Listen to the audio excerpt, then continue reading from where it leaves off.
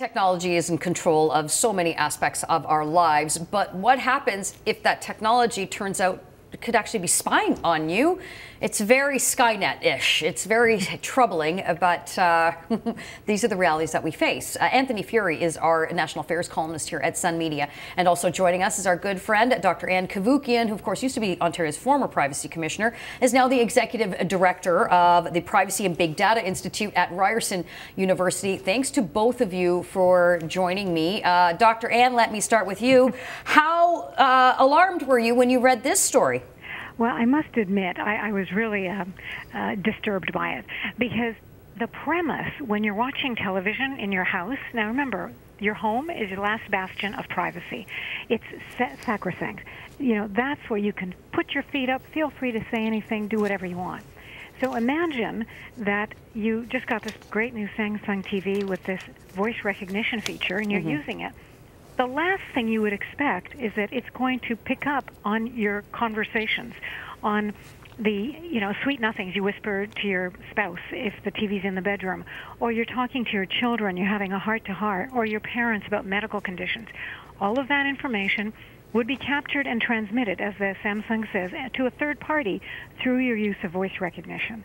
I mean, please, are we really that unthinking that people would just want this?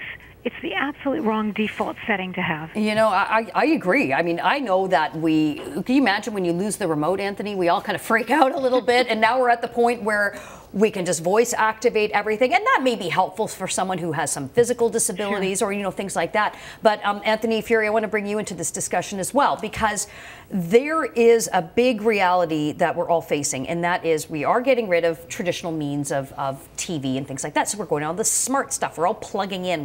This is going on. This is a bit alarming, isn't it?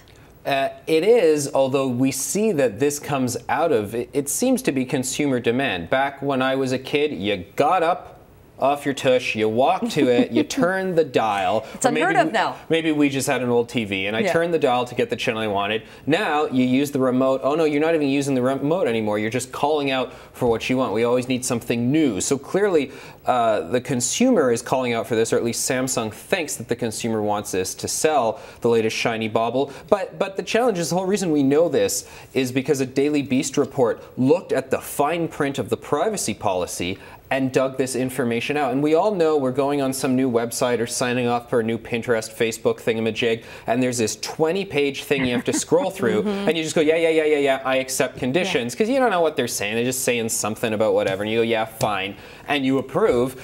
And we don't realize these days the details might have a lot more alarming things in them than we first expect. Well, I think that there's a little devil in those details, Anne, and that's exactly what you and your organization are constantly banging the drum about, is look at those details, look at what's going on, because then we get big scary stories that your TV is listening to what you're saying and then likely or potentially selling it to a third party. And, the devil's always in the detail, but I totally agree with Anthony. No one reads your privacy policies that tend to be lots of legalese, the terms of service and things. No one does that.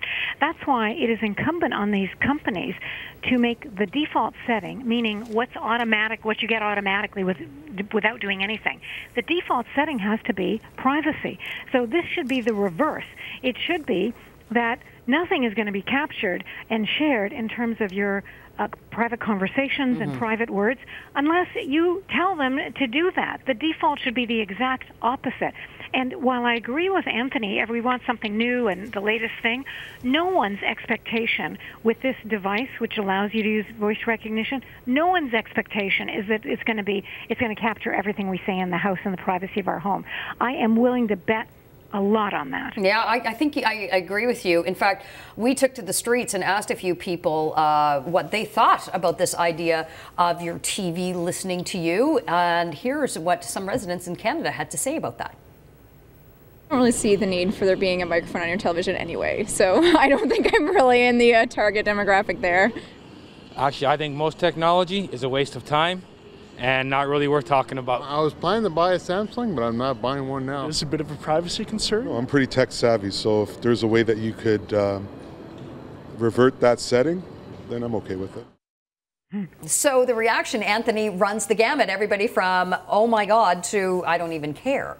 that's what we're facing. Well, and I think the gentleman who said, I'm a Luddite and I live in a cave, and then he ran off the camera, well, I think he kind of is the one who wins out of all of this, because if you don't, and I'm reminded of all the teenagers who go, oh, I didn't realize posting nude photos of me to Twitter and Facebook meant I was posting them to the world, and you go, oh man, you put your head in your hands, and you go, yes, you know, you've really got to be careful how you put it out there. And so many of these technologies, and it's sad that we're talking about the fact that it's a TV you buy just to put in your room to watch, you know, shows with your kids and your family, but even it gets to the point where you just got to be careful with what device you have around you, and to not assume, to Anne's point, that the default is set on your best interests or your privacy interests. You really have to think twice, and maybe try and pare down on the degree to which you have these new gizmos all around you. And I want to ask this to you, a couple of questions to you. First and foremost, who would this information be sold to, and are there specific words that they are looking for? Because we do live in this age of terrorism, and we know that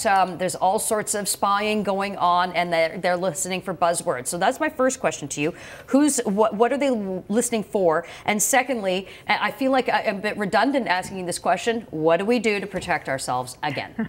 So with respect to your first question, Samsung is sharing it with their voice recognition company, Nuance, and that's the third party that they're mentioning, because it has to be processed, and they provide the technology to Samsung as a white label service. So it's not that there's anything in and of itself that is innocuous in that. However, once the data is captured and the police come knocking with a warrant, you would have to give this information to them.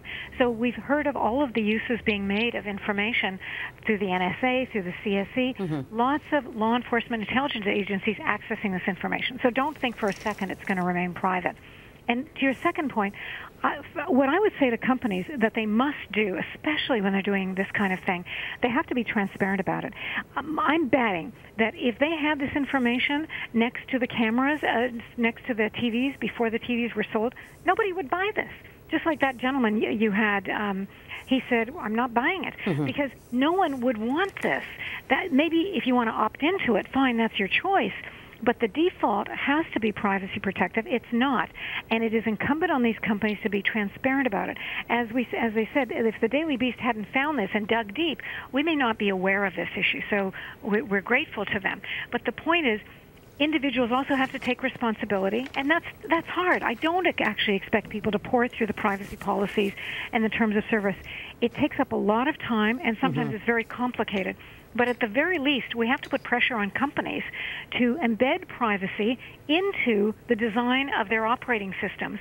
It can be done. I can give you countless examples of how it's been done successfully, so that the users are aware of what's happening and it's upfront. Absolutely. Well, Anthony, one thing I can say, perhaps George Orwell was quite prophetic when he wrote about all of this in 1984. I mean, I know it's a bit of a flippant comment, but I guess what was written many years ago was sadly a reality now. Adrian, I think consumer outcry is what's going to be required to change these and make them not as embedded or on the default. I mean, I said, oh, it's up to you as the consumer to not take on products that have these, but the problem is more and more of them just have them built into the bread and bone, and you have to go back and buy a model from the 90s to not have them. I bought a new laptop with the new Windows, I think it's Windows 8, and I really don't like how you have to sign in with all your different passwords to everything just to be able to use the word processing. I even returned it to the store because I said, I don't want anything to do with this. And they go, well, what am I going to do? Never buy a computer again until I'm 90? Like, what else do you do? You got to tell the folks at the companies, this is not what we want.